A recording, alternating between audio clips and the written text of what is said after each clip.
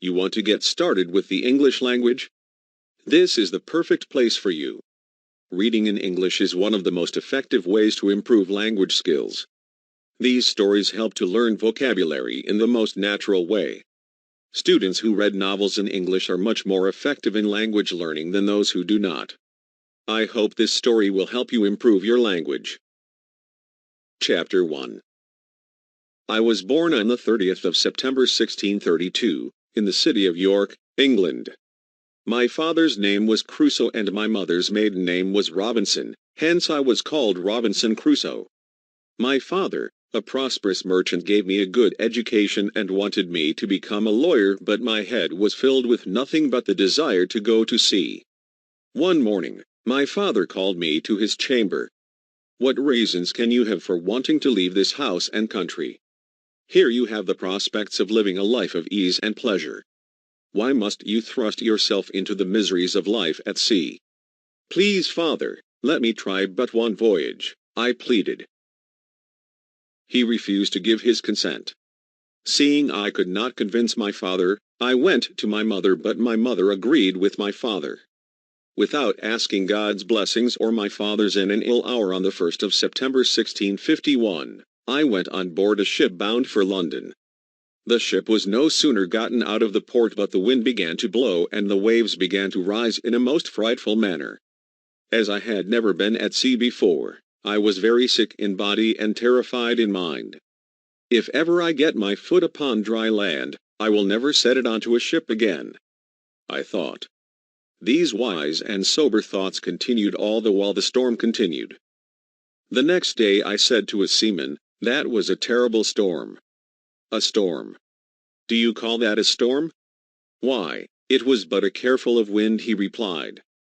We had been at sea for 14 days when we indeed had a terrible storm. When evening came, the storm continued with such fury that we cut away the masts so we would not sink. In the middle of the night, I was awakened from a deep sleep. "All hands to the pumps. We have sprung a leak. There's 4 feet of water in the hold."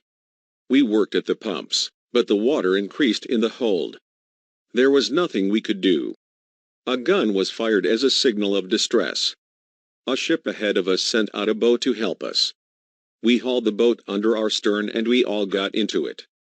We were not much more than a quarter of an hour out of our ship when we saw her sink. A few days after we got to shore, I spoke to my friend's father and he said to me, "Young man, you ought to take this as a token that you are not to be a seafaring man. I will give you money to go home." I would be ashamed to go home. How I would be laughed at by my neighbors. No, I will not go home. I will go to sea. Having some money in my pocket, I traveled to London. There, I went on board a vessel bound for Africa. But I did not ship myself as sailor, so I learned nothing of the business of handling a ship. One day, in London, I met a captain of another ship going to Africa. He agreed to take me on as a messmate if I brought some goods along that I could sell to the natives. Even on this voyage, I had my misfortunes. I was continually sick because of the excessive heat of the climate. This was my only voyage in all of my adventures, which was successful. The captain taught me the rules of navigation, and how to keep an account of the ship's course. I made some money selling to the natives. We returned home. This voyage has made me both a sailor and a merchant. After this, I made another voyage, during which I was taken prisoner by Turkish pirates. 2 years later, I escaped in a longboat and made my way to Brazil. There, I purchased land for a plantation. 4 years almost passed in Brazil. My plantation began to thrive and prosper. One day, I was asked to go to Africa and manage the trading part of the voyage.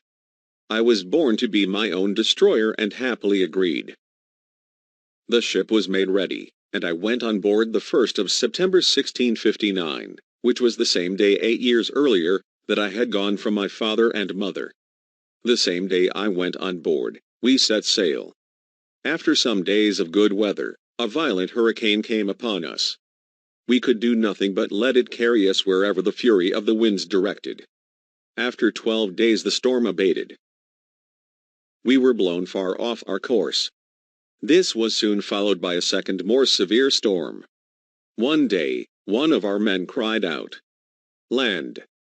At that moment, the ship struck a sandbar. High seas went crashing over her, and the ship was going to break in pieces any minute.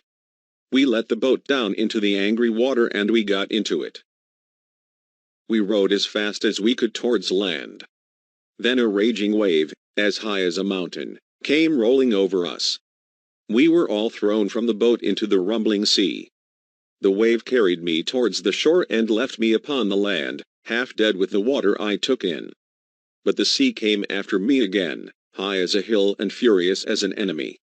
The wave buried me deep in its own body, but it carried me towards the shore. I held my breath and swam towards it with all my might. The wave left me on shore and thank God. I am saved. However, I could not see any of my companions around. They all drowned. There was not no soul saved but myself. I realized that I had no dry clothes, I had nothing to eat or drink, and I had no weapon to hunt any creature for my sustenance, or to kill any creature that might hunt me for theirs. I had nothing but a knife, a pipe, and a little tobacco. As night fell, I took refuge in a tree to protect myself. Being greatly fatigued, I fell fast asleep. Chapter 2. When I awoke it was daylight. The storm had gone away and the weather was clear. To my surprise, I saw that the ship was a mile from shore. I will go on board and perhaps save some things I can use. I swam to the ship, and finding a rope hanging down her side, I climbed it and got on board her. First, I found the food. I was wondering if it was still good for eating. I ate a biscuit.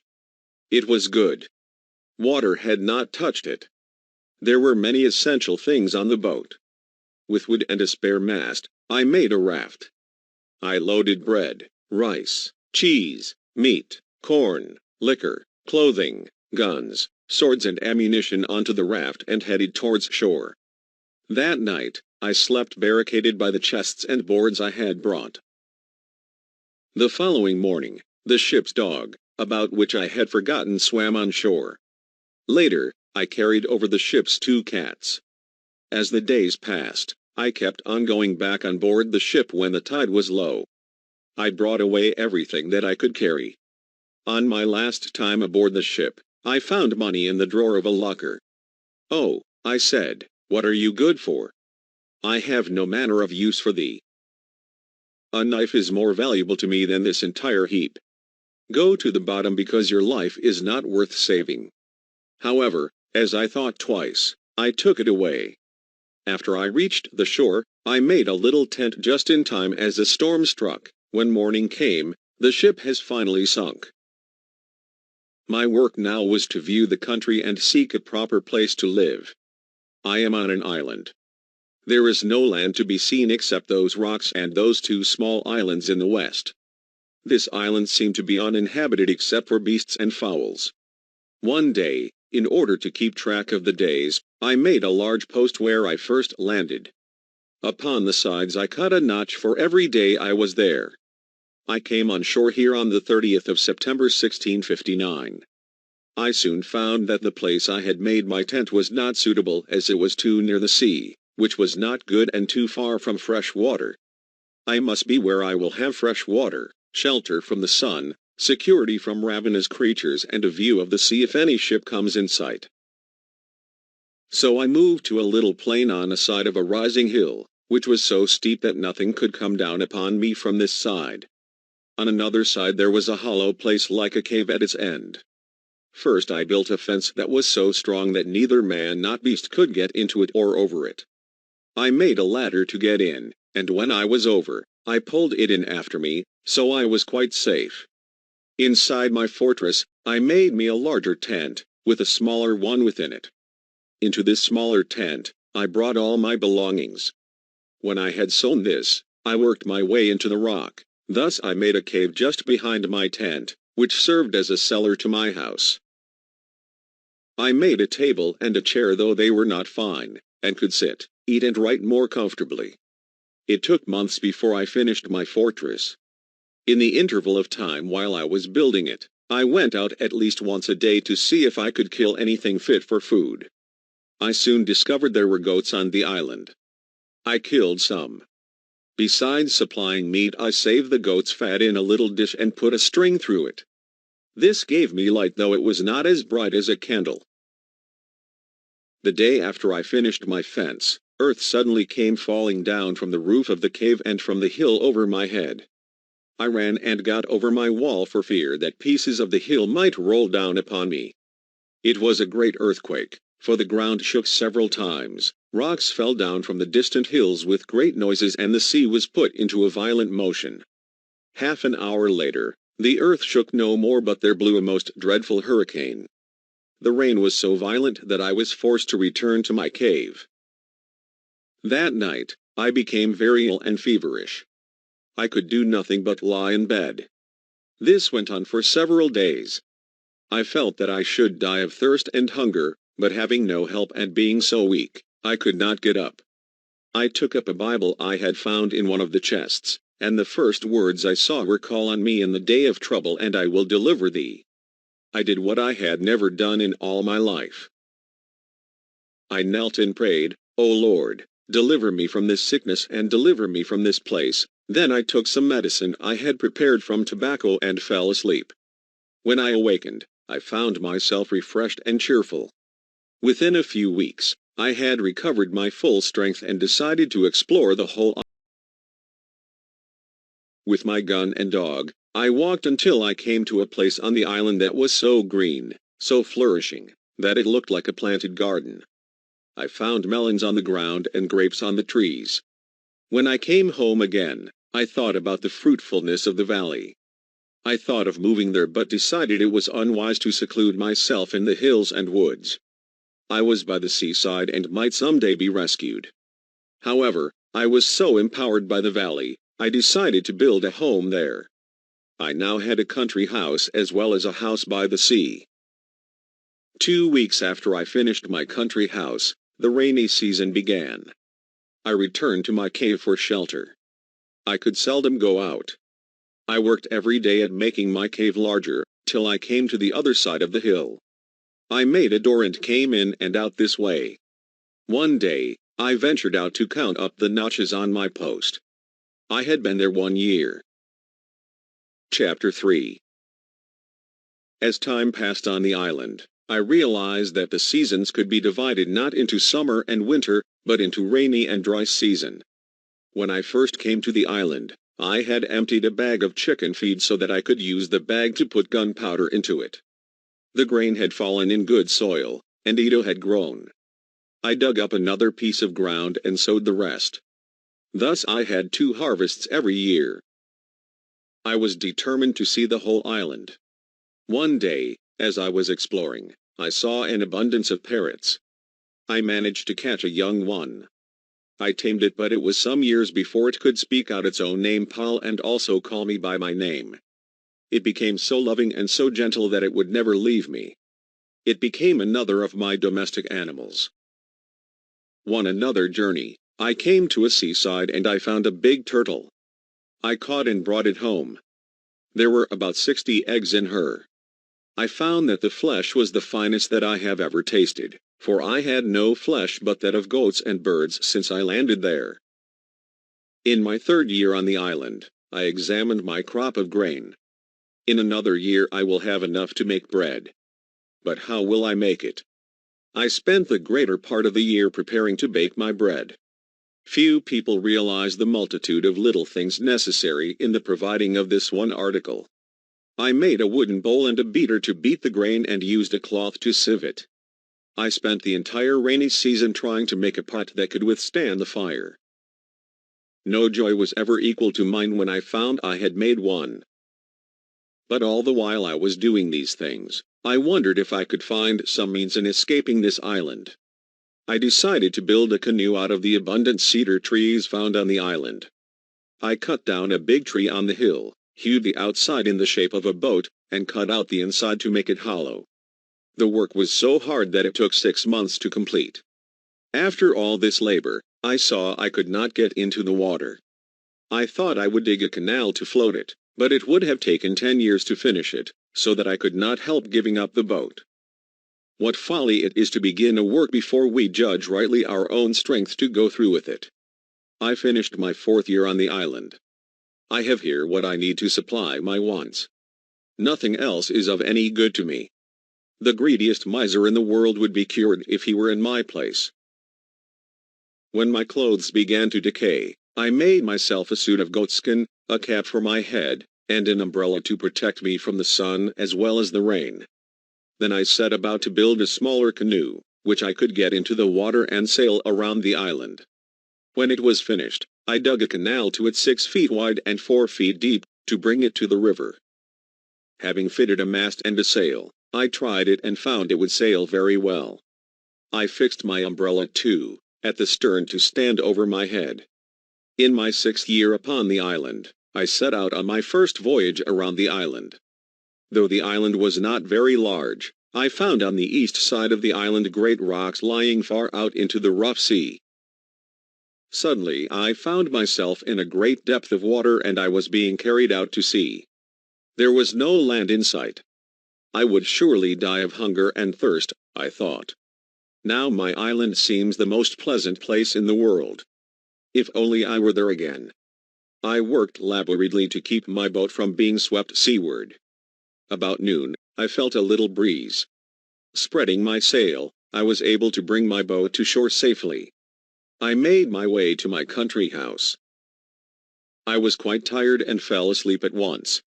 But in my sleep I heard a voice crying out my name several times. Robin, Robin, poor Robinson Crusoe. Where are you? Where have you been? I woke up in a great fright.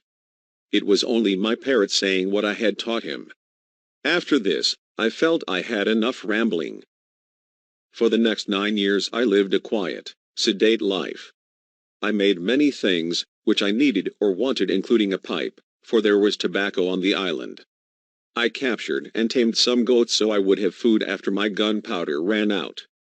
I also set up a dairy and had goat's milk and made me both butter and cheese. I had a great spread on the table.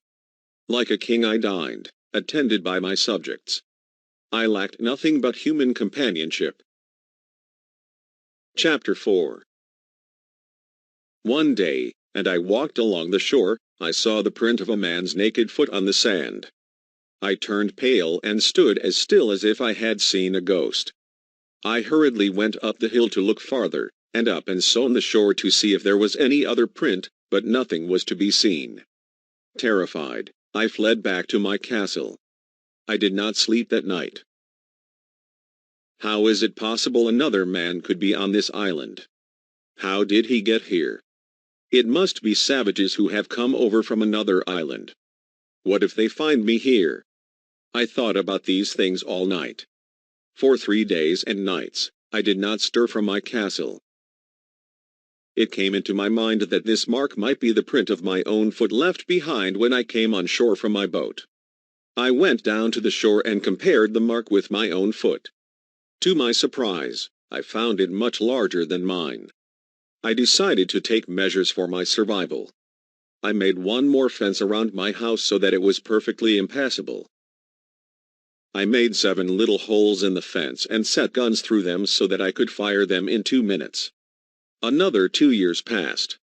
During this time the plants that I had around my castle grew so big and strong that no other man could pass through them. Also my dog died, being a great old age. One day, while examining the island further, I came to a part where I had never been before. There, I was amazed to find the traces of the making of a fire, and around it, skulls, hands, feet, and other human remains. I turned my face away from the horrific spectacle, and with all the speed I could, I returned to my castle out of breath. I thought that they never came to this part of the island in search of anything but to eat their enemies, and concluded that I should be in no danger of being discovered by them. Every night and day I could think of nothing but how I might destroy these savages, and, if possible, save the victims they would bring there to eat up. But what could one man do among 20 or 30 of them, with their darts or bows and arrows? 7 more years passed. I kept myself more retired than ever, seldom went from my home. I am safe. If 500 savages were to hunt me, they could never find me here, and if they did, they could not attack me. Then, early one morning, in my 23rd year upon the island, I saw the light of a campfire on my side of the island. I went to the top of the hill and saw 9 savages at their barbarous feast. I was so much surprised that I ran back to my house, loaded all my guns in haste and lay in wait. I was in great anxiety of mind. I had a restless sleep and dreamed frightful dreams. In my 25th year upon the island, I saw one morning 5 canoes on my side of the island. I rushed to the hilltop and saw about 30 savages dancing around a fire and eating human flesh. While I watched, 2 miserable men were dragged out from the boats and brought out for the slaughter. One was knocked down with a club, and 2 or 3 savages began to cut him open, while the other victim started to run away from them with incredible swiftness. He was headed directly towards my house. 3 men at once ran after him. Coming to the river, he jumped in, swam across and ran on. 2 of the pursuers also jumped in after him, but the third could not and stopped there. On seeing this, I ran down and got between the pursuers and the pursued. I knocked down one savage with my rifle. The other pursuer tried to shoot me with his arrow. I shot him first. The poor savage who had been fleeing was so frightened by the gunfire and noise that he stood still. I made signs for him to come forward, which he easily understood and came a little way. As I smiled at him, I came nearer and nearer till he came close to me, knelt down, laid his head upon the ground, and taking one of my feet, set it on his hand. This seemed to mean that he would be my slave forever. Meanwhile, the savage who had been knocked down recovered and sat up. On seeing this, my savage signaled to me to lend him my sword. The instant I lent it to him, he ran up to the enemy and in one blow cut off his head. When he had bound the sword together with the head he had cut off, he buried the 2 savages in the sand, so they could not be found if the rest followed. I took him home, gave him some bread and raisins, water and a place to sleep. As soon as it was day, we went to the top of the hill where he buried his 2 enemies. He made signs to me that he would dig them up again and eat them. At this I looked very angry and ordered him never to do such a thing in the future. We looked around on the hill, but there were no signs of the enemy or their canoes. Later that day, I gave him some clothing and I began to speak to him and to teach him to speak to me. I called him Friday, for it was on Friday that I saved him. I taught him to call me master and to say yes and no. At first I was guarded against him, as I feared he would kill and eat me while I was asleep, but as the days went on, he proved to be the most faithful, loving servant that a man had ever had. A youth of about 26 years of age, he was tall and had very good looks. His hair was long and black, not curled like wool, and the color of his skin was rather brown. I found out that he was from one of the islands in the Caribbean Sea. The next 3 years were the most pleasant I led on the island. Friday began to talk pretty well and I had some use for my tongue again. I taught him how to shoot, and gave him a knife and hatchet. One morning, I sent Friday to the seashore to get a turtle. He had not gone long before he came running back. "Master, someone comes." I ran out and turning my eyes to the sea I saw a boat heading towards the shore. I wondered if these were friends or enemies. Then I saw a ship lying in anchor. It was an English ship and the boat was an English longboat. "Something is wrong," I said to Friday. "An English ship has no business in this part of the world, and there have been no storms to drive it here." When they were on shore, I counted them. The white men were 11 in all, but 3 of them were bound and looked very miserable. Friday called out to me, "O master, see! Englishmen eat prisoners as well as savage men." "Why, Friday," said I, "indeed they will kill them, but I am sure they will not eat them." The 8 men scattered into the woods and it being very hot, soon fell asleep under the shelter of a great tree. "Gentlemen," I called to them, "don't be surprised at my appearance. Perhaps I can help you, for you seem to be in great distress." One of them, with tears running down his cheeks, returned, "I cannot believe my eyes. Am I talking to God or to men? Don't be afraid." "What is your case?" said I. "I was commander of that ship you see over there," he answered. "My men have mutinied against me and have set me, and my mate and a passenger on this desolate place where we expect to perish." "Well," said I to the captain, "it is not so difficult for me to kill them and save you, but if I save you, are you willing to agree to my two conditions? First, you must obey me in everything while you are on this island. Second, if the ship is recovered to your hand, I want you to carry me and my man to England." He agreed to this, so I cut their rope and gave them 3 guns. At that moment, one of the seamen awoke and cried out to the rest, but it was too late. We immediately fired at the worst 2 men. One of them was killed on the spot, and the others who were wounded begged for mercy. "We'll save your lives if you'll promise to be faithful to us," the captain said to them. "We will do so. Please save our lives," they all answered in a breath. We bound the seamen the captain did not trust, and took the others into our service. Next, we had to consider how to recover the ship, for there were still 26 hands on board who had joined in the wicked plan and only a few of us. I thought they would wonder what had become of their comrades, and would soon come on shore in their boat, and then we would have a chance in defeating them. Sure enough, later that day a boat came towards the shore with 10 men. 2 of the men stayed to guard the boat while the rest went to look for their fellows. I had a good idea.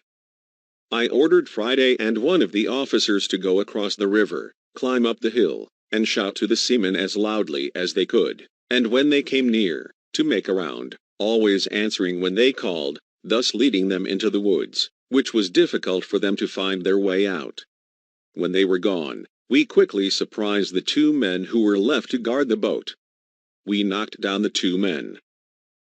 Friday and the officer had led the seamen so far into the woods, they did not return until night. In the dark, we waited in ambush for them. We surprised them on the way and killed some of them and wounded others. Thinking they were greatly outnumbered, the remaining seamen laid down their arms and gave in. Again, the most villainous of the seamen were bound and the rest joined us. The captain chose a few men whom he could trust, and set off to the ship about midnight. I remained behind with Friday to guard the men on the island. Those on board could not see who were in the boat, so they thought that their comrades were returning. A fierce battle erupted, the leader of the mutineers was shot through the head, and the rest yielded.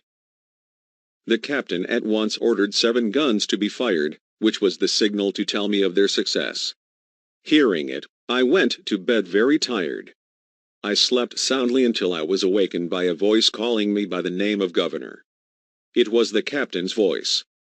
"Governor, there is your ship, for she is now at your command. She is yours, and so are we." So great was my joy that I could not answer him a word for some time. Then I knelt upon the ground and wept. I thanked God for providing for me in the wilderness, and for delivering me from out of it. We decided to leave the worst 3 seamen on this island. They said they would be willing to stay there, for they knew that they would be hanged if they got back to England. On the 19th of December 1686, in the captain's suit I left the island with Friday. I carried on board my cap, my umbrella, my parrot, and also the money, which I had brought from the wreck. I had lived upon the island 28 years, 2 months and 19 days,